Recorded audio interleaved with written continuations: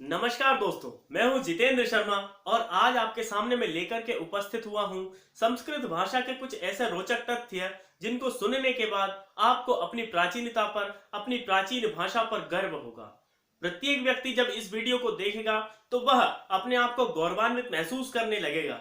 तो इन तथ्यों के माध्यम से हम आपको संस्कृत भाषा की प्राचीनता को, एकता, अखंडता और विशालता को बताने जा रहे हैं। तो पहला तथ्य है संस्कृत भाषा का कि संस्कृत भाषा जो है वह सबसे प्राचीन होने के साथ साथ सारी भाषाओं की जननी भी कही जाती है। अर्थात संस्कृत भाषा से ही विश्व की जितनी भी भाषाएं हैं वे सारी की सारी भाषाएं संस्कृत भाषा से ही निकली है। जब महात्मा गांधी से संस्कृत भाषा के विषय में पूछा गया तब उन्होंने कहा कि संस्कृत भाषा सभी भाषाओं के लिए गंगा नदी का कार्य करती है। अर्थात समस्त भाषाएं जो भी है वो सभी की सभी गंगा नदी अर्थात संस्कृत भाषा से ही निकली हुई है। दूसरा तथ्य इसका कि संस्कृत भाषा, आपको बहुत ही कम लोगों को यह बात मालूम होगी कि संस्कृत भाषा जो है वह उत्तराखंड की आधिकारिक भाषा है। अर्थात उसे द्वितीय भाषा का दर्जा उत्तराखंड राज्य ने दे दिया है। इसके बाद है अरब लोगों की दखलंदाजी के बाद, हमारे भारत में अरब लोगों की दखलंदाजी से पहले संस्कृत भाषा भारत की राष्ट्रभाषा मानी जाती थी और कही भी थी। नासा के मुताबिक संस्कृत भाषा धरती पर बोली जाने वाली सबसे स्पष्ट भाषा है।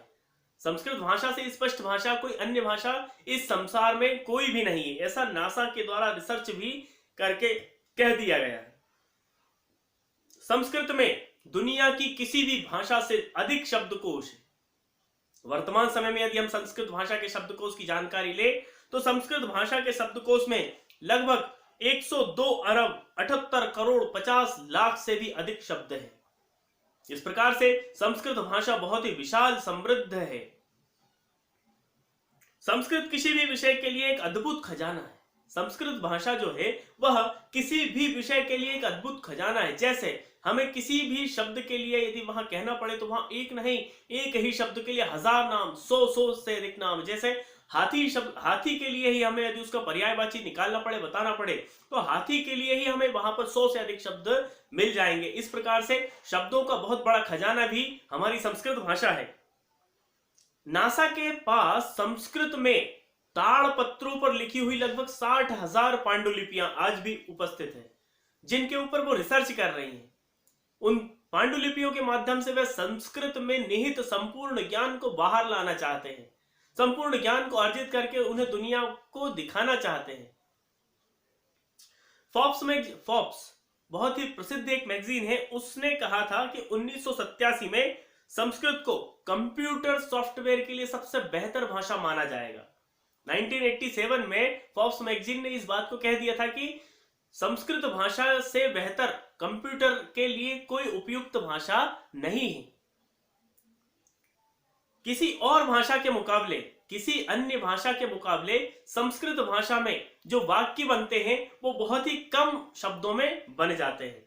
जैसे हम इंग्लिश में किसी वाक्य को कहेंगे कि this is a man, Hindi में हमने उसी वाक्य को कहा कि यह एक आदमी है, किंतु जब हम उस वाक्य को संस्कृत में परिवर्तन करेंगे, संस्कृत में उसका अनुवाद करके कहेंगे तो हम सिर्फ इतना कह सकते हैं अयम जनः। तो संस्कृत भाषा की लघुता भी, हम दीर्घता इसी बात से साबित कर सकते हैं कि संस्कृत भाषा में किसी भी अन्य भाषा से कम शब्दों में वाक्यों का निर्माण किया जा सकता है। संस्कृत दुनिया की एक अकेली ऐसी भाषा है जिसके बोलने से जीव के अंदर की समस्त मांसपेशियों का इस्तेमाल होता है।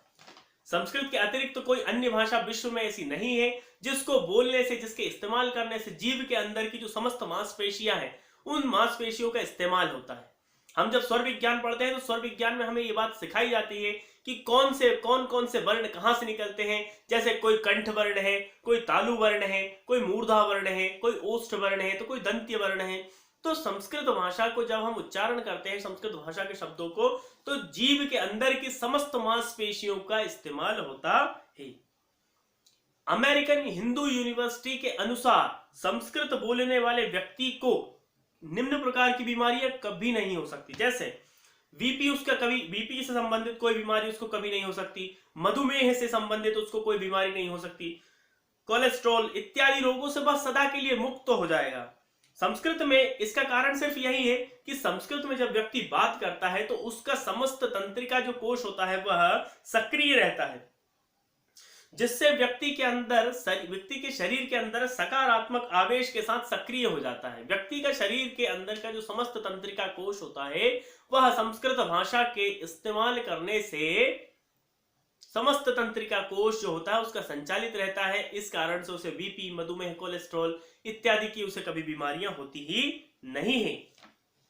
संस्कृत भाषा स्पीच थेरेपी में भी मददगार होती है, जिससे कि एकाग्रता बढ़ती है। संस्कृत भाषा का इस्तेमाल करने से कई लोगों में जैसे कुछ लोगों में हकलापन आ जाता है, वो हकलाने लगते हैं किसी कारण से, या घबराने की एक आदत जो होती है, वो सारी बातें संस्कृत भाषा करने के प्रयोग से सही हो जाती है। स्पीच थेरेपी का भी काम करती है, जिससे कि व्यक्ति की एकाग्रता बहुत बढ़ जाती है। आपको you will be surprise to know, आप लोगों को बहुत ही आश्चर्य होगा इस बात को जान करके कि कर्नाटक का एक गांव है जिसका नाम है मत्तूर, और राजगढ़ मध्य प्रदेश का एक गांव है जिसका नाम है झिरी गांव। ये दो गांव संपूर्ण विश्व में ऐसे हैं, और भी अनेक गांव हैं जिनके हम नाम, उनकी जानकारी हम आपको बताएंगे, लेकिन ये दो गांव वास्तव में ऐसे गांव हैं जहां पूर्णतः संस्कृत भाषी लोग निवास करते हैं। यहाँ पर प्रत्येक बच्चे से लेकर के बुजुर्ग व्यक्ति तक संस्कृत भाषा में वार्तालाप करते हैं। तो ये संस्कृत भाषा की बहुत बड़ी उपलब्धि है। संस्कृत भाषा का पहला अखबार था सुधर्मा नामक अखबार था, जो कि 1970 में इसकी शुरुआत हुई थी, जिसका ऑनलाइन पब्लिकेशन आज भी, संस्करण इसका आज भी उपलब्ध है। तो आप इस बात को ध्यान रखिए कि संस्कृत का यदि पहला कोई अखबार था तो उसका नाम था सुधर्मा। जर्मनी एक ऐसा देश है जिसे लोग इंजीनियरिंग हब मानते हैं। जर्मनी एक ऐसा देश है जिसको लोग इंजीनियरिंग का हब मानते हैं, किंतु वहां संस्कृत भाषियों की जो संख्या है वो सबसे ज्यादा वहां से मांग आती है, और उन संस्कृत भाषियों की मांग आने के कारण जर्मनी में 14 यूनिवर्सिटीज ऐसी है जहां पर ऐच्छिक और अनिवार्य रूप से संस्कृत भाषा का पाठ्यक्रम संचालित किया जाता है। तो देखिए कि जिस जर्मनी को लोग इंजीनियरिंग का हब मानते हैं, वहां पर संस्कृत भाषियों की मांग कितनी ज्यादा बढ़ती जा रही है कि वहां पर 14 यूनिवर्सिटीज, जो 14 विश्वविद्यालय है, 14 विश्वविद्यालयों में अनिवार्य और ऐच्छिक, कहीं कुछ जगह पर ऐच्छिक और कहीं पर अनिवार्य भी है। नासा के वैज्ञानिकों ने एक रिसर्च में बतलाया कि जब वह अंतरिक्ष के ट्रेवलर्स को, यानी अंतरिक्ष यात्रियों को संदेश भेजते हैं, तो अंतरिक्ष में क्योंकि शब्द भेजते हैं, वाक्यों को भेजा जाता है, तो उस वाक्य शब्द का जो गुण होता है वो आकाश, शब्द गुणम आकाशम, ऐसा न्याय शास्त्र में शब्द का लक्षण है। तो आकाश में जब शब्द जाते हैं तो वो जो वाक्य होता है, वाक्य के शब्द उलट पलट हो जाते हैं, और उलट पलट हो जाने के कारण जो वाक्य होता है उस वाक्य का अर्थ जो है परिवर्तित हो जाता है, और जब अर्थ परिवर्तित हो जाता है तो अर्थ का अनर्थक हो जाता है। जैसे उन्होंने इंग्लिश भाषा में किसी को भेजा कि दिस इज ए मैन, इस तरह से उन्होंने लिख के भेजा कि उनका साधारण संदेश यह था कि दिस इज ए मैन, यह एक आदमी है। अब जब वही शब्द, वही वाक्य उन्होंने अंतरिक्ष में भेजा, तब दिस के स्थान पर इज आ गया और इसके स्थान पर दिस आ गया, अर्थात शब्दों की हेराफेरी होगी, अदल बदल हो, उनका स्थान परिवर्तित हो गया। तो दिस इज ए मैन के स्थान पर इज दिस ए मैन हो गया। तो दिस इज ए मैन इसका मतलब होता है यह एक आदमी है, और इज दिस ए मैन, क्या यह एक आदमी है। तो भाषा के जो वाक्य के जो शब्द थे वो इधर उधर आने से जो क्या हुआ कि सब वाक्य का जो अर्थ था वह अनर्थक में परिवर्तित हो गया, उसका अर्थ परिवर्तन हो गया, जिससे कि जो संदेश उनको पहुंचाना था वो वास्तविक तक उनके पास वो संदेश पहुंच ही नहीं पाया।